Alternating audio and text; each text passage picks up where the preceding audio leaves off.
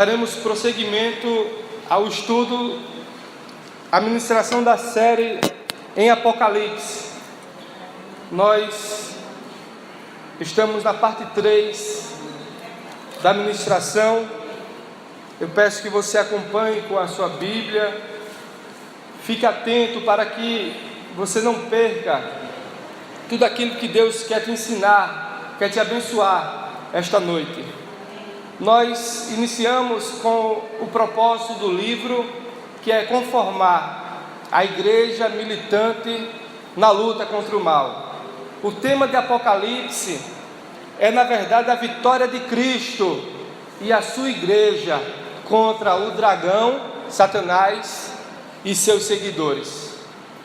O livro de Apocalipse é cheio de consolo, de conforto. É uma mensagem de esperança, de que Jesus Cristo está no meio da sua igreja, está operando na sua igreja, cuidando da sua igreja, tem um domínio de tudo, é governador de todas as coisas, e Ele voltará para buscar a sua igreja e finalmente aniquilar o mal. Essa é a mensagem resumida de Apocalipse. Nós vemos em Apocalipse mensagens abençoadoras, dizendo que o Senhor enxugará dos olhos toda lágrima. Nós vemos mensagens em Apocalipse, o Senhor dizendo: não temas. E nós vemos também mensagens do Senhor nos dando esperança, que um dia Ele voltará, e nós cremos que está próximo o retorno dEle, porque nós já vemos muitos sinais. Muitas coisas se cumpriram, muitas estão se cumprindo. Jesus está voltando. Então, Apocalipse foi escrito para um público que passava por uma perseguição terrível. Após Nero, depois veio Domiciano. Foi nessa época de Domiciano, do imperador Domiciano, que queria que os cristãos adorassem a ele como um Deus. Quem fosse cristão, ele chamava para interrogar e matava. Era um homem terrível. E Apocalipse foi escrita nesse contexto, nessa situação que aquele povo sofria, que vivia nessa época do primeiro século, no final do primeiro século depois de Cristo. Então, a época que Apocalipse foi escrito foi uma época próxima do final do primeiro século, entre 96 por aí depois de Cristo. Amém? Não se sabe a data exata, mas se tem uma estimativa, podemos dizer que foi na década de 90. Amém? Vamos prosseguir. E então nós falamos aqui, passamos a informação de que a mensagem de Apocalipse, ela teve um destinatário primário, inicial na época, que foi aquele povo. Então aquele povo que ouviu a mensagem, entendeu. Então aquele povo não entendeu, não entenderia se Apocalipse se preocupasse em falar do Papa hoje, em falar de Hitler, em falar dos acontecimentos das Torres Gêmeas nos Estados Unidos. Eles não entenderiam. Então não faria sentido para eles. Quando eles receberam essa mensagem de João, eles entenderam, porque eles sabiam o que estavam vivendo em Roma, a perseguição romana que eles viviam. E então, a interpretação desse livro também não se resume somente aos destinatários daquela época, mas também se aplica hoje à sua igreja, que é representada nos 3 primeiros capítulos, com as 7 igrejas, que nós vamos estudá-las detalhadamente. Então a mensagem se preocupa para falar com você hoje, se aplica para hoje sim, só que vamos aprender como interpretar a forma adequada e como aplicar nos dias de hoje da forma adequada. Qual a mensagem que Deus tem para nós hoje? Podemos já ter certeza que é uma mensagem de esperança, que é uma mensagem de consolo. Amém? E entramos no novo assunto. O autor do livro, quem foi que escreveu Apocalipse? O verso 1 diz: revelação de Jesus Cristo, que Deus lhe deu para mostrar a seus servos as coisas que em breve devem acontecer. Ele enviou o seu anjo para anunciar a seu servo, João, que atestou tudo quanto viu da palavra de Deus e do testemunho de Jesus Cristo. Quem foi João? Mas que João? Que João foi o autor do livro de Apocalipse. Alguns argumentam que não foi o apóstolo João. Não poderia ser o apóstolo João, porque a linguagem, como foi escrita do Evangelho de João e as 3 epístolas de João, é completamente diferente da de Apocalipse. Apocalipse tem uma linguagem diferenciada, o estilo literário, a forma de escrita, a linguagem, o idioma utilizado é muito diferente do Evangelho e das 3 cartas que são atribuídas ao apóstolo João, aquele a que Jesus amava. Então existem diversas acusações contra a autoria do apóstolo João. Dizem também que o Evangelho enfatiza o amor de Deus, a salvação pela graça. Já Apocalipse, segundo os acusadores, enfatiza a sua severa justiça, com os eventos de destruição. Então não tinha como ser João, o apóstolo João. O primeiro escrito em grego era belo e idiomático. Quem escreveu sabia escrever bem. Se pegar eu escrevendo uma carta hoje, eu escrevo tantos garranchos, irmãos, você não tem nem ideia. Se pegar uma pessoa que escreve bem, né, com a caligrafia bonita, você já vê uma diferença, né? Então dizem que quem escreveu o Evangelho de João e as cartas foi o apóstolo. Já Apocalipse não, porque era uma linguagem rude, usava muitos termos do hebraísmo, né, da língua antiga do Velho Testamento. Então existem várias acusações. E Dionísio, que foi um dos grandes homens, pesquisadores, no 3º século, 3 séculos após a morte de Cristo, Dionísio de Alexandria atribuiu a outro João, visão adotada por Eusébio, o historiador eclesiástico. Ou seja, Eusébio é um homem bastante conhecido por levantar as informações, por historiar, por pesquisar. É um grande historiador. E eles acusaram que não foi o apóstolo João. E vocês, o que é que acham? Bem, temos alguns argumentos favoráveis. É bom a gente sempre ouvir a outra face da moeda, né? A gente vê a outra face da moeda, ouvir o outro lado da história. Quais são os argumentos favoráveis? Contar no livro como um autor simplesmente o nome João indica que ele era bastante conhecido por toda a Ásia Menor.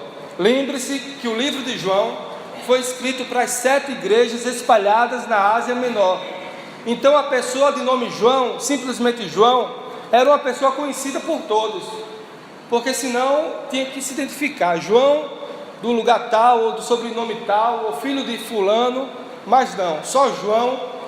Tudo indica que foi o apóstolo João, porque o apóstolo João, ele foi pastor da igreja em Éfeso, assim como Paulo foi também pastor lá. Diz o capítulo 15, verso 26 e 27 de João, do Evangelho de João, não precisa abrir. O autor não se chama de apóstolo porque ele escreveu o livro lá no Evangelho, né?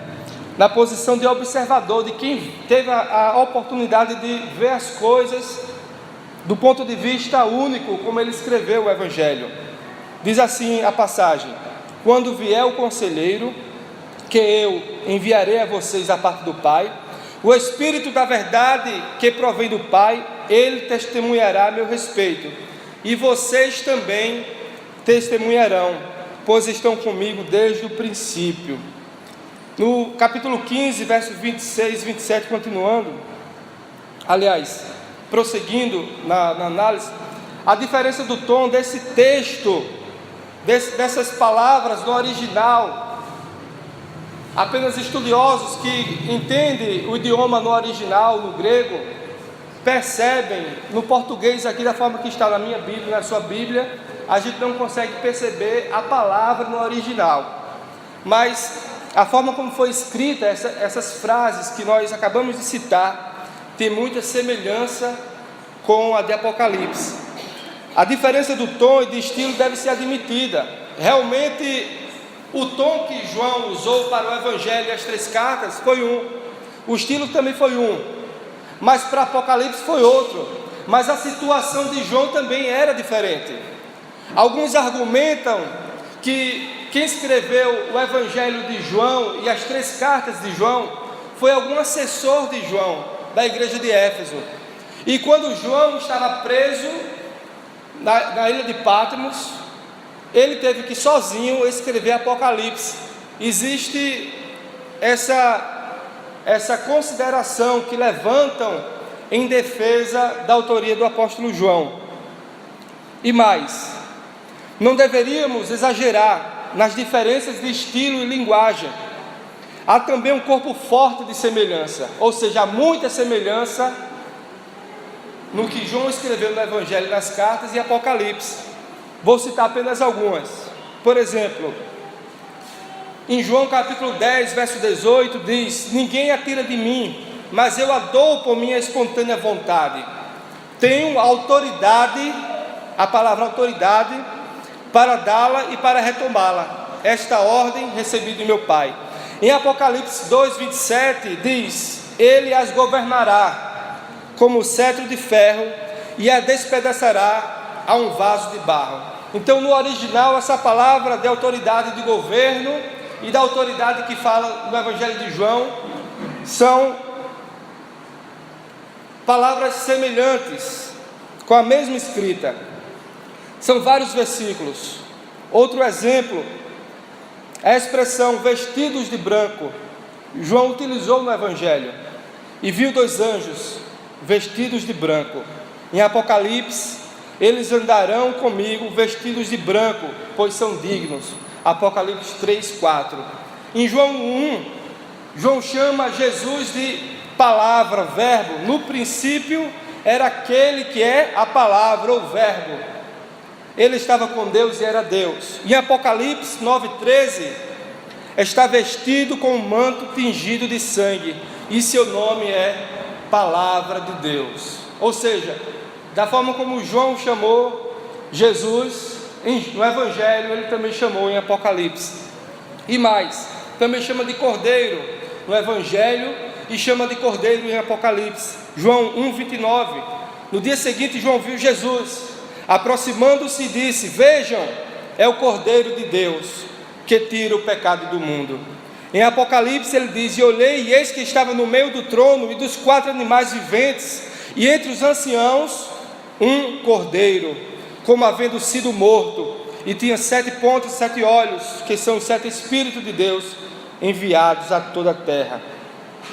Então temos muita semelhança no idioma original. O Evangelho chama Jesus de Cordeiro, e também o Apocalipse também chama. As epístolas e o Evangelho usam o título verbo, Apocalipse também. João atribui Jesus pré-temporal, ou seja, Jesus já era o Filho de Deus antes de vir à terra. Apocalipse também, da mesma conotação, Apocalipse 22, 13. E o Evangelho atribui a salvação, a soberania, ou seja, a soberana graça de Deus, e ao sangue de Jesus Cristo. Apocalipse também. Nesse aqui eu gostaria de fazer uma leitura rápida. No capítulo 7 de Apocalipse, verso 14. 7,14. Eu lhe respondi: meu Senhor, tu sabes. E ele me disse: estes são os que vêm da grande tribulação, e lavaram as suas túnicas e as branquearam no sangue do Cordeiro. Como foi que esses irmãos tiveram as suas túnicas, suas vestes lavadas, tornadas brancas, ou seja, seus pecados perdoados pelo sangue do Cordeiro. Não foi pelo esforço próprio, mas foi pela obra de Jesus. Da mesma forma, João cita isso no capítulo 10, verso 10, no verso 11, e assim por diante, do Evangelho de João. Finalmente, em relação à opinião de Dionísio, já citado, deveria estar claro da sua visão, que se baseava sobre um mal entendido da leitura de uma cuidadosa declaração de Papias, ou seja, homens estudiosos, homens sérios, respeitados, mas que erraram. Então, dizem os historiadores que Papias foi influenciado por uma visão, uma doutrina que afirmava que os predestinados ficavam na terra, vivendo um período de 1000 anos após o julgamento final, no gozo de todos os prazeres, ou seja, a visão do milenarismo, que buscava justificar-se apelando ao livro de Apocalipse. Ele usava o livro de Apocalipse com a visão distorcida acerca do livro de Apocalipse para atribuir essa visão, essa doutrina, que todos que serviam ao Senhor, quando Jesus voltasse, iriam viver na terra durante 1000 anos.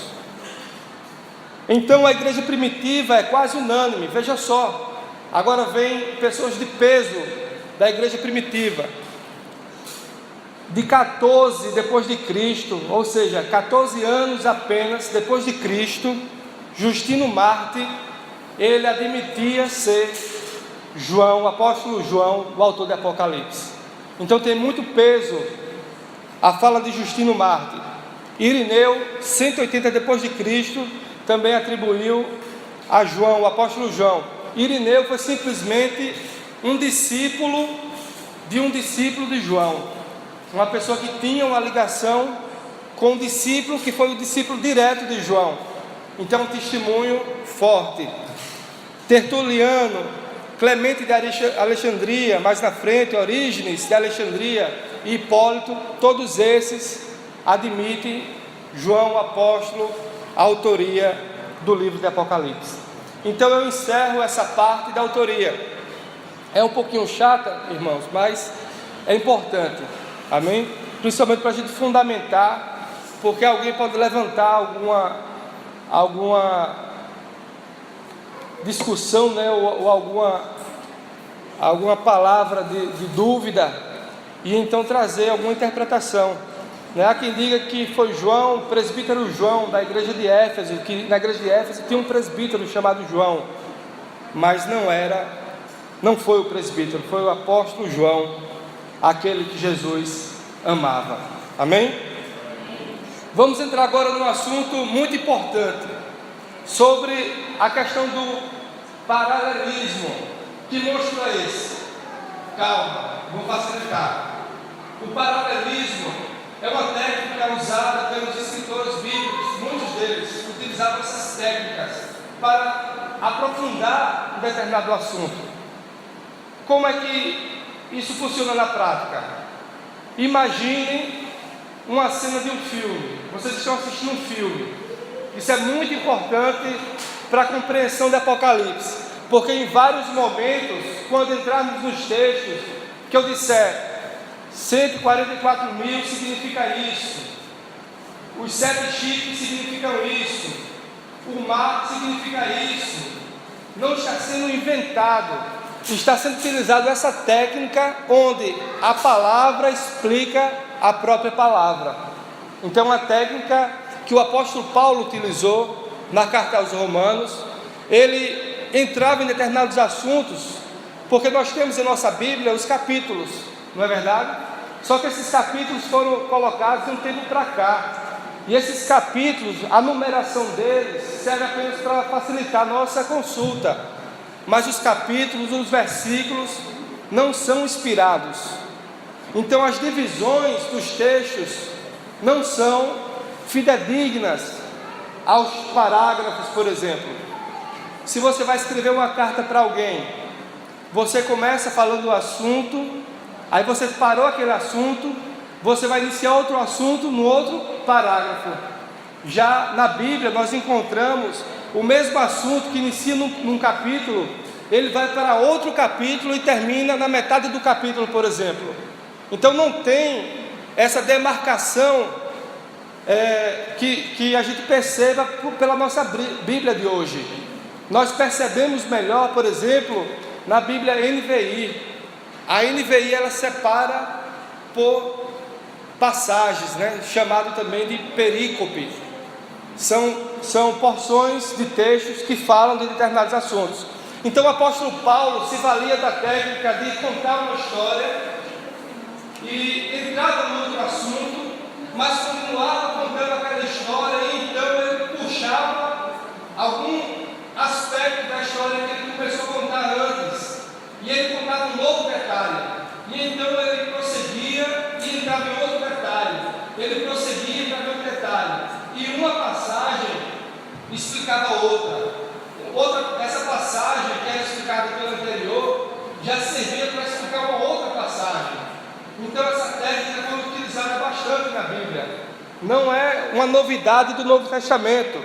Daniel mesmo, o livro de Daniel, as visões, os sonhos que Nabucodonosor conta, que ele viu as bestas e tal, aquele sonho que no capítulo 2, que Nabucodonosor conta, Daniel no capítulo 7 conta também através da visão, uma nova visão que ele teve, que Deus deu a ele conta as mesmas histórias repetidamente, para ampliar o entendimento, para reforçar, para explicar determinadas passagens. Então, imagine uma cena de filme, como eu estava falando, onde você tem um cenário que tem atores, tem coisas acontecendo, a história está sendo contada, e existem várias pessoas observando aquela cena do filme.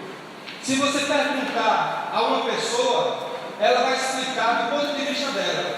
Olha, eu vi isso acontecendo, eu achei interessante isso, a roupa daquele homem, aquela gravata, não sei o quê. O outro diz, rapaz, eu vi como ele se veste bem, mas não tem muito detalhe com relação à gravata, por exemplo, do personagem. Já outro diz, o que me chamou a atenção foi que aquele homem, bem alinhado, ele vinha andando, e ali então ele se apresentou, e não era mais o mesmo que foi visto em outro momento, todo desarrumado. Estou inventando aqui uma história só para ilustrar, para vocês entenderem que 3 pessoas contando a mesma história. Um disse que o homem tinha gravata e era bonito, o outro disse que o homem estava bem alinhado, o outro disse que ele estava bem arrumado e antes ele estava desarrumado.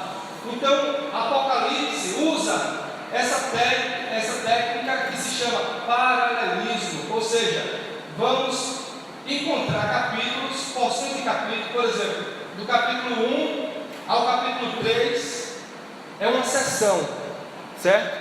Do capítulo 4 ao 7 é outra seção. E o curioso, irmãos, é que todas essas seções, são 7 seções do livro de Apocalipse, 7 seções. Cada seção dessa conta a vinda de Jesus e a sua segunda vinda. Interessante que se repete 7 vezes no livro de Apocalipse. Talvez você tenha já lido o livro de Apocalipse, você não tenha percebido isso, mas isso vai nos ajudar muito na interpretação do livro. Amém? Vamos agora avançar mais um pouco. Então, do capítulo 1 ao capítulo 3, o tema central desses 3 capítulos é que Cristo no meio dos 7 candeeiros de ouro, e esses 7 candeeiros de ouro representam a igreja do Senhor. No capítulo 2 e 3 tem os textos direcionados para as igrejas, especificamente as 7 igrejas.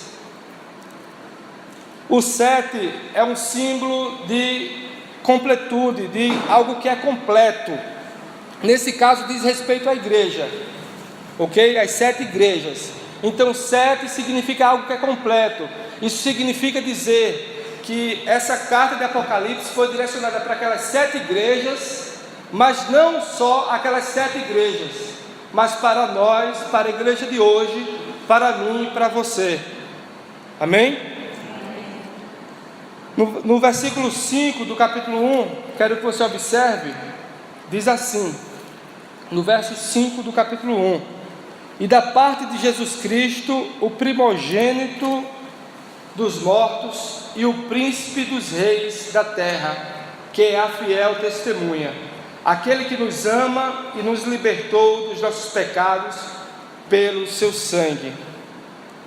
Está vendo? Está falando da vinda de Jesus. Agora vamos ver o 7, verso 7. Ele vem com as nuvens, e todo olho o verá, até mesmo aqueles que o traspassaram, e todas as tribos da terra se lamentarão por causa dele. Sim, amém. Ou seja, esses 2 versos que nós lemos falaram da primeira vinda de Jesus e a sua segunda vinda para buscar a sua igreja. Eu quero te chamar a atenção acerca disso, porque isso se repetirá 7 vezes no livro de Apocalipse, e cada vez que se repetir, trará uma informação nova, trará algum aspecto que o autor quer destacar para nós. E em certos momentos, algumas sessões dessas explicarão outras sessões, e nós entenderemos melhor os símbolos que estão presentes em Apocalipse. Então a última das 7 cartas é escrita à igreja de Laodiceia. O capítulo 4 introduz um novo assunto, ainda que intimamente relacionado. Então a visão do céu e dos selos é o tema da nova sessão, do capítulo 4 ao capítulo 7, nova divisão natural do livro. Veja comigo aí no capítulo 4, verso 1. Depois dessas coisas, vi uma porta aberta no céu, e a primeira voz que eu ouvira, voz como de trombeta, falando comigo, disse: sobe aqui, e eu te mostrarei as coisas que devem acontecer depois destas. Fui imediatamente arrebatado em espírito, e vi um trono no céu, com alguém assentado sobre ele. Aquele que estava sentado tinha aparência semelhante a uma pedra de jaspe e sárdio. Ao redor do trono havia um arco-íris semelhante a uma esmeralda. Então, iniciou o capítulo 4 com um novo assunto. Do capítulo 4 ao capítulo 7 é uma sessão que vai abordar a primeira vinda de Jesus até a segunda vinda, que acontecerá ainda. Amém? Então, o período que eu expliquei, aquela palavrinha que eu disse, olha, vocês precisam entender essa palavra. Esse período se chama dispensação. O que é a dispensação? Para relembrar, é o período que compreende a primeira vinda de Jesus e a segunda vinda de Jesus. Então, a cada sessão de Apocalipse vai abordar a história, os acontecimentos que já aconteceram a partir da primeira vinda de Jesus e que irão acontecer ainda até Jesus voltar. Apenas com uma rápida diferença do capítulo 21 e 22, que finaliza na volta de Jesus, mas complementa com o julgamento final e novos céus e nova terra. Mas esse destaque que o autor dá da vinda e da volta de Jesus se repete em todas as sessões. Vamos avançar. No capítulo 6, o Cordeiro abre os selos, um a um. Entre o 6º e o 7º selo temos uma visão de 144.000 que foram selados e da incontável multidão postada ante o trono. Ou seja, no capítulo 6 temos a visão daqueles que foram salvos, estão diante do Senhor. Mais uma vez, cobre todo o período da primeira até a segunda vinda de Cristo. Eu destaco o verso 16 do capítulo 6. Se você puder acompanhar comigo, o verso 16 e o 17 do capítulo 6. Diz assim: eles gritavam: as montanhas e as rochas caiam sobre nós e escondam-nos da face daquele que está sentado no trono e da ira do Cordeiro. Veja que essa fala aqui são dos perseguidores, daqueles que perseguem os crentes. Então eles estão recebendo uma mensagem de juízo, é um acontecimento de juízo. Deus está derramando juízo sobre eles. Estamos o quê? No final dessa sessão, onde termina com o juízo.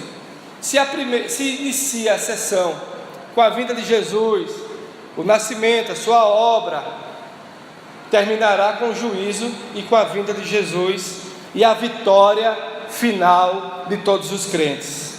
E então prossegue: pois chegou o grande dia da ira deles, a quem poderá suportar? No verso 16 e 17 do capítulo 7, passa aí uma paginazinha, acompanhe comigo, não durma não, que é importante, amém? Nunca mais terão fome, nunca mais terão sede, não cairá sobre eles sol, e nenhum calor abrasador, pois o Cordeiro que está no centro do trono será o seu pastor. Ele os guiará às fontes da água viva. Parece com Salmos 23, né? E Deus enxugará dos olhos toda lágrima. Ou seja, no final da sessão vem a vitória final, com a volta de Cristo, com o julgamento, e então encerra mais uma sessão. Inicia a terceira sessão, que compreende o capítulo 8 ao 11. É uma nova sessão. O que é que vai ter nessa sessão? Novamente, vai compreender o período da dispensação. O tema central dessa sessão é as 7 trombetas que afetam o mundo. Ou seja, são trombetas que são tocadas, e a cada trombeta é um juízo que Deus vai mandar sobre a terra e vai afetar a terra. Amém? Vamos entender quais serão esses sinais, esses juízos no momento certo, mas agora estamos passando apenas por cima para compreender essas sessões. O que acontece com a igreja, descrito nos capítulos 10 e 11. No final, há uma clara evidência de que? Do juízo final, e termina a visão com o fim da dispensação. Então, capítulo 11, verso 15 ao 18, se você puder abrir, fica melhor. O 7º anjo tocou a sua trombeta, e houve altas vozes no céu que diziam: o reino do mundo se tornou de nosso Senhor e do seu Cristo, e ele reinará para todo sempre. Os 24 anciãos que estavam assentados em seus tronos diante de Deus prostraram-se sobre seus rostos e adoraram a Deus, dizendo: graças te damos, Senhor Deus Todo-Poderoso, que és, que eras, porque assumiste o teu grande poder e começaste a reinar. As nações se iraram, e chegou tua ira. Chegou o tempo de julgares os mortos e de recompensares os teus servos, os profetas, os teus santos, os que temem o teu nome, tanto pequenos como grandes, e de destruir os que destroem a terra.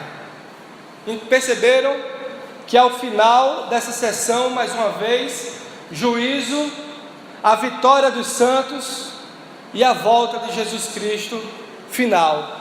Esses acontecimentos sendo narrados mais uma vez.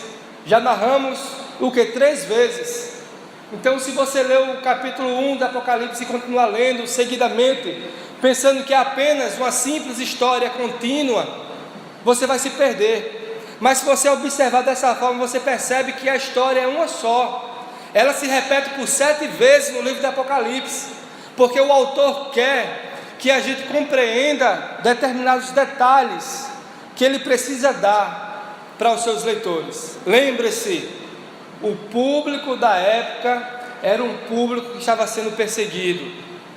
Não se sabe se uma das estratégias dadas por Deus foi exatamente codificar o livro de Apocalipse com símbolos, para que os soldados romanos, os perseguidores, não interceptassem essa mensagem e impedissem dessa mensagem chegar aos destinatários. Pode ser isso. Existem pensamentos que levam para esse lado.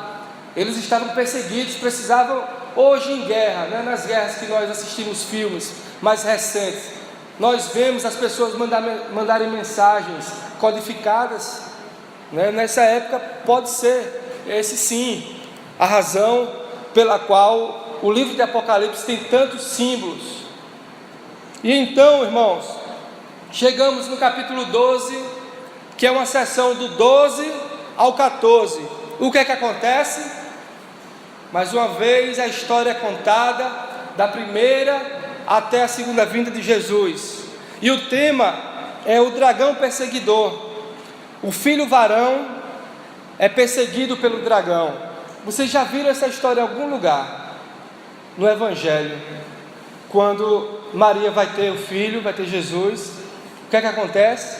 A perseguição para matar Jesus. Mas essa história já foi contada, sim, porque Apocalipse narra do nascimento de Jesus até a sua segunda vinda, da primeira vinda até a segunda. Então nós começamos a perceber detalhes que vai sendo contado na história, e nós descobriremos os próximos sinais que nós iremos enxergar que Jesus Cristo está para voltar a qualquer momento. Não durma não, porque se Jesus voltar e você dormindo, né? Será que você sobe ou fica? Será que você sobe ou fica?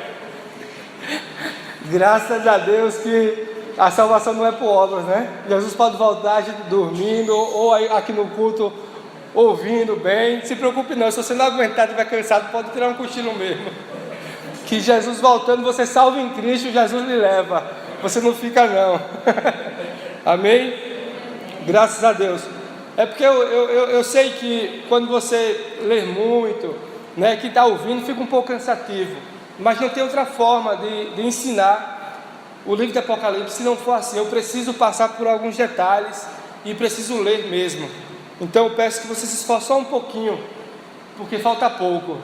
Quase que eu cantava aquele hino, né? Falta pouco. Eita, rapaz, olha aí, puxa aí, irmão. Falta 5 minutos só para acabar. Essa parte eu vou cortar do áudio, viu? Quando for editar e botar na internet. Então, o dragão perseguidor, do capítulo 12 ao 14. Veja o verso 5 do capítulo 12. Olha que interessante. Ela deu à luz um filho, um homem, que governará todas as nações com cetro de ferro. Seu filho foi arrebatado para junto de Deus e de seu trono. Então o dragão ameaçava devorar o filho, ou seja, Herodes queria matar Jesus Cristo, mas não matou. Quem estava por trás de Herodes? O dragão. Quem é o dragão? Satanás. Está vendo que é uma linguagem simbólica? Está vendo que o dragão representou Herodes, mas também o dragão representou Nero, o dragão representou Domiciano, o dragão representou Hitler. E é isso que iremos descobrir no livro de Apocalipse, porque não é uma pessoa específica. O anticristo não será uma pessoa específica que alguém pode julgar, ser fulano de tal. Aí fulano morre, não acontece nada e cai em descrédito a palavra de Deus. Mas na verdade não é a palavra de Deus, é a pessoa que interpreta errado a palavra de Deus. Amém? Apocalipse é um livro simbólico. Precisa ser utilizada uma técnica para análise simbólica. nós chamamos de hermenêutica apocalíptica. É o nome técnico dado a esse método de interpretação. Então o filho é carregado para Deus e para seu trono. O dragão persegue a mulher. Maria foi para onde? Para o deserto. Foi levada para o deserto para se esconder da perseguição. Veja capítulo 13, verso 11 e 12. Capítulo 13, verso 1 primeiro. 13, verso 1. Diz assim: vi subir do mar uma besta, com 10 chifres e 7 cabeças, e sobre os chifres havia 10 coroas, e sobre as cabeças trazia nomes de blasfêmia. Esse é um dos inimigos, o dragão, a besta que sai do mar, e tem outro, a besta que sai da terra. Passa aí para o verso 11. Vi surgir da terra outra besta, com 2 chifres, semelhantes ao de um cordeiro, e ela falava como um dragão. Veja agora o verso 8 do capítulo 14. O segundo anjo o seguiu, dizendo: caiu a grande Babilônia, que deu de beber a todas as nações do vinho da ira da sua prostituição. O versículo 14 do capítulo 14, verso 14 e o verso 16, o 14 primeiro. Olhei, e diante de mim estava uma nuvem branca, e assentado sobre a nuvem, alguém semelhante a um filho do homem. Verso 16, não, ainda no 14. Ele estava com uma coroa de ouro na cabeça e uma foice afiada na mão. Verso 16. Assim, aquele que estava sentado sobre a nuvem passou sua foice pela terra, e a terra foi ceifada. Ou seja, finalizamos mais uma sessão. Iniciou com o nascimento de Jesus e terminou com a volta dele, juízo e vitória do povo de Deus. Amém? Estamos na 5ª sessão. Falta apenas a 5, a 6 e a 7. Já está acabando, mas é mais rápido.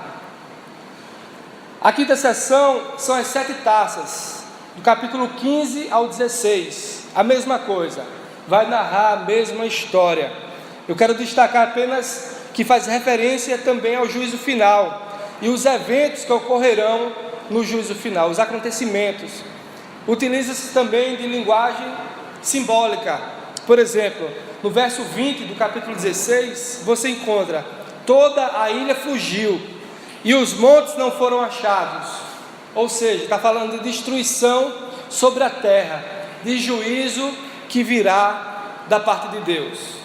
E então entramos na 6ª sessão, a queda da Babilônia. Mas o que é o dragão, a besta do mar, a besta da terra e a Babilônia? Calma, irmãos, vamos chegar lá. No capítulo 17 ao 19, que é essa 6ª sessão, mais uma vez, a dispensação é uma descrição vívida da queda da Babilônia, entre mais detalhes sobre a queda da Babilônia, desse inimigo dos crentes, e a punição sobre a besta e o falso profeta. E vem a figura de Cristo vindo para julgar, mais uma vez, no verso 11 do 19: vi o céu aberto, e diante de mim um cavalo branco, cujo cavaleiro se chama Fiel e Verdadeiro. Ele julga e guerreia com justiça. Seus olhos são como chamas de fogo, e em sua cabeça há muitas coroas e um nome que só ele conhece e ninguém mais. Está vestido com um manto tingido de sangue, e o seu nome é Palavra de Deus. Amém? Chegamos à última sessão, graças a Deus. Capítulo 20 ao 22 é a sessão final. Ela também conta a história do início ao fim, mas também ela avança após o juízo. Ela conta algo maravilhoso: o novo céu e a nova terra, a nova Jerusalém, tudo aquilo que nós aguardamos está contido nesse capítulo 21 e 22, nesses dois capítulos. Começa uma nova sessão, inicia um novo assunto, a condenação do diabo. Finalmente, Satanás será aniquilado. Verso 1: vi descer do céu um anjo que trazia na mão a chave do abismo e uma grande corrente.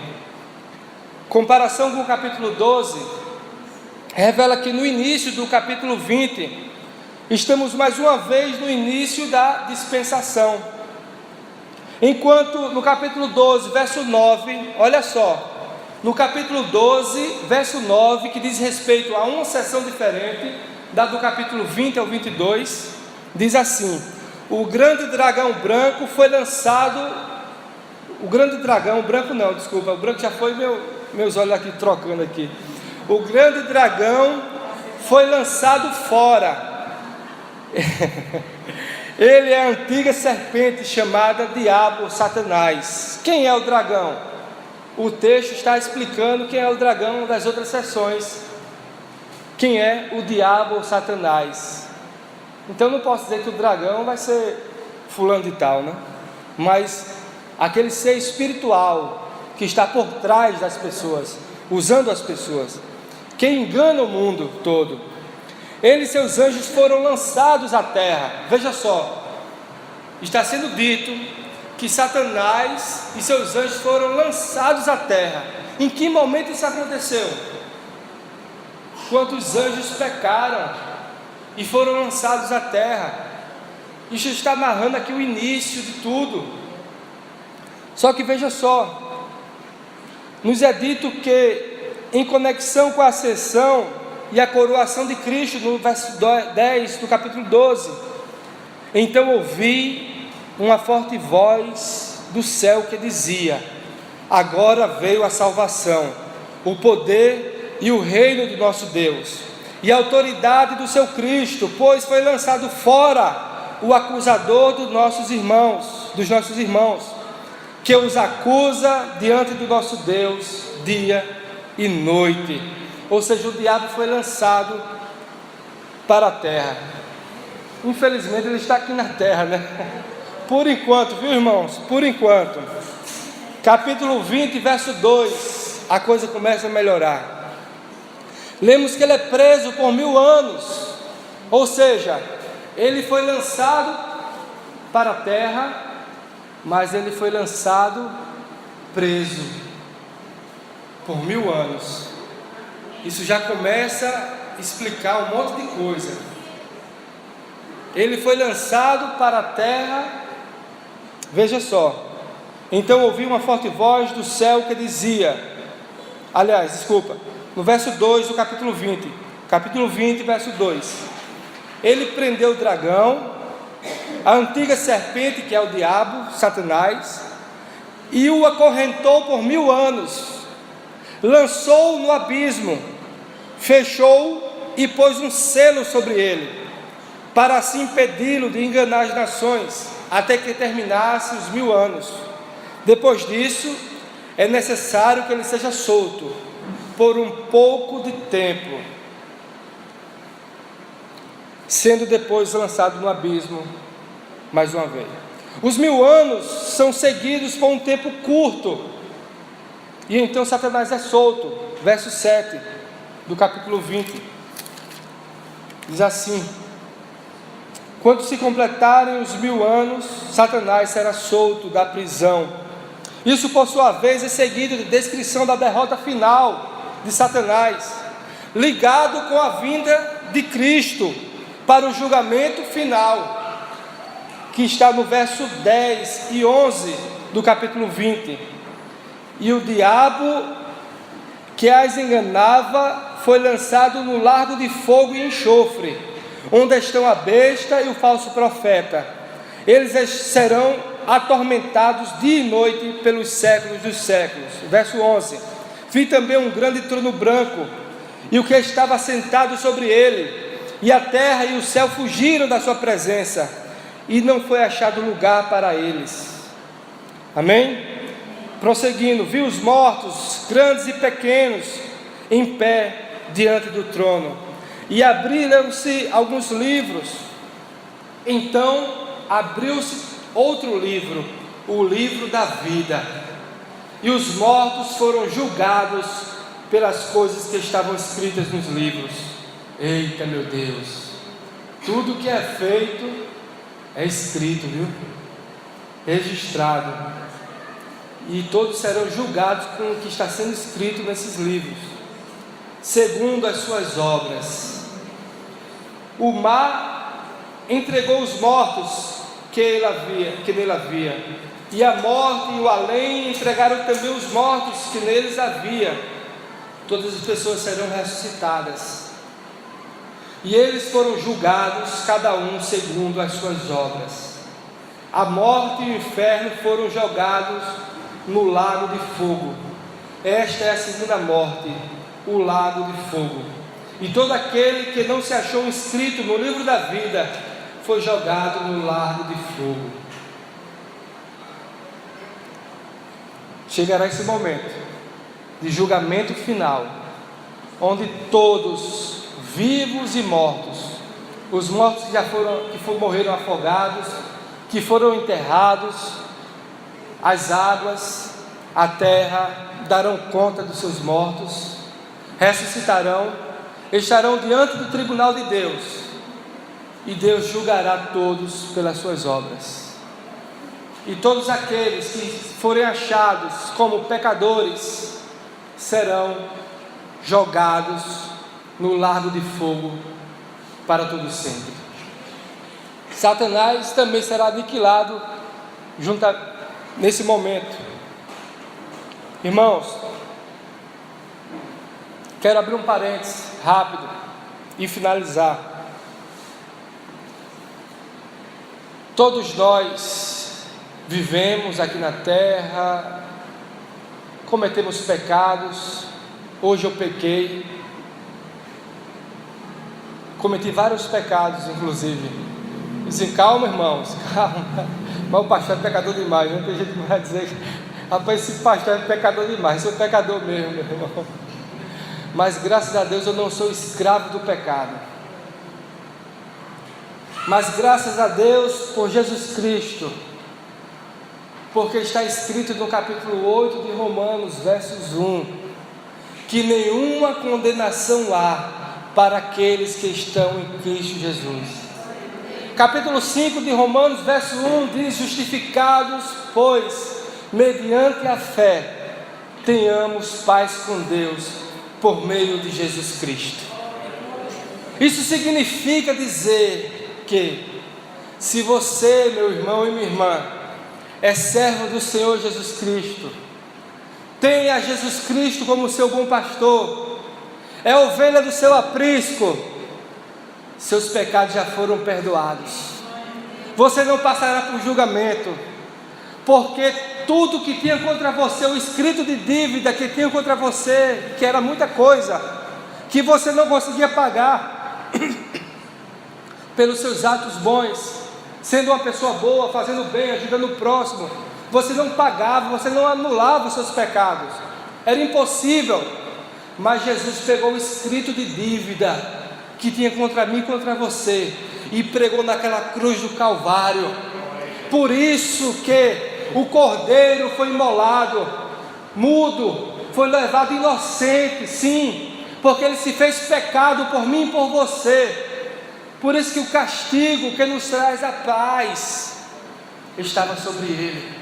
Ele foi alvo da ira de Deus, porque Deus é justo. Não podia simplesmente dizer, olha, então todos pecaram, vamos zerar esse pecado aqui, rasgar esse livro dos atos aqui, das obras pecaminosas, vamos rasgar e está tudo certo. Não, Deus é justo, precisava punir o pecador, punir o mal, e assim Deus fez.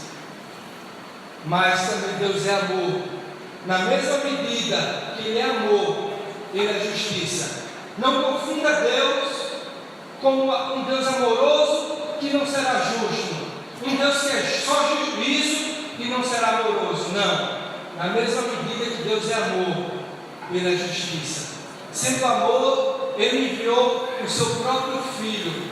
O seu próprio Filho se entregou por mim e por você, para que fôssemos salvos, por causa dele, do sacrifício dele. E então Deus, que é justo, mirou a sua ira no seu Filho.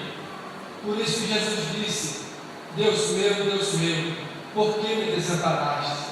Por isso que Jesus suou sangue e chorou lágrimas quentes, quando disse: Pai, já que para ti não há nada impossível, porque o se dessa expressão, Pai, se você não for no original, Pai, já que para ti não há nada impossível, Jesus pediu mesmo: afaste de mim esse cálice, me livra, Pai, desse sofrimento que eu vou enfrentar agora na crucificação.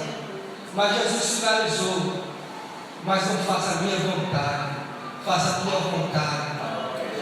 E assim o Pai fez, e assim ele se entregou, não desistiu.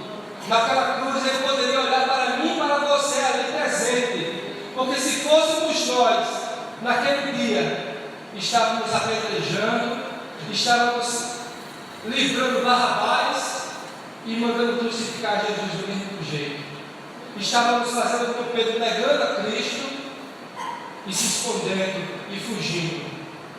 Mas mesmo assim, quando éramos inimigos de Deus, Ele nos amou de tal maneira que enviou o seu Filho. Por isso a graça, ela nos constrange, porque ela nos humilha de tal forma que eu sou incapaz de fazer algo para merecer a salvação. Só que a graça salvadora de Jesus Cristo, operando na minha vida, gera um novo coração em mim e me impulsiona. É um combustível que eu tenho para eu obedecer a palavra de Deus com alegria, com gratidão, para enfrentar 45 minutos de ensino de Apocalipse, num dia cansado, de lutas, de tribulações.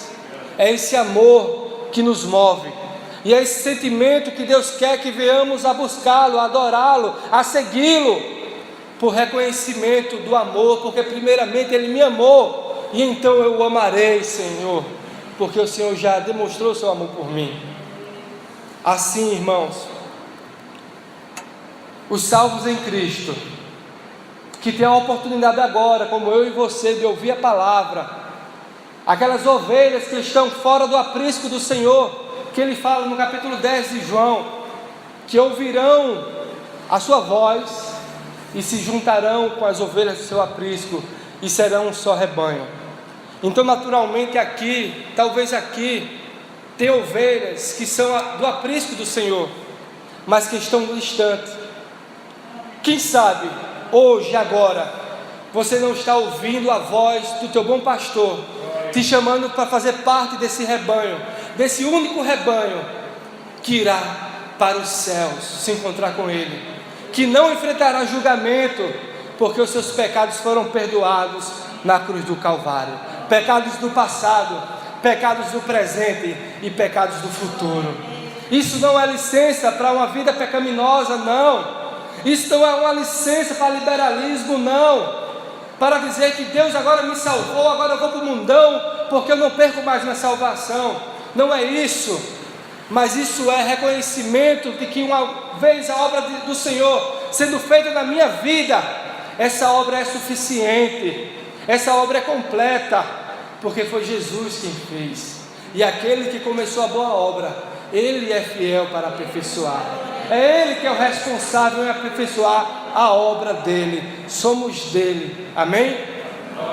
Então que Deus abençoe a vocês, em nome de Jesus.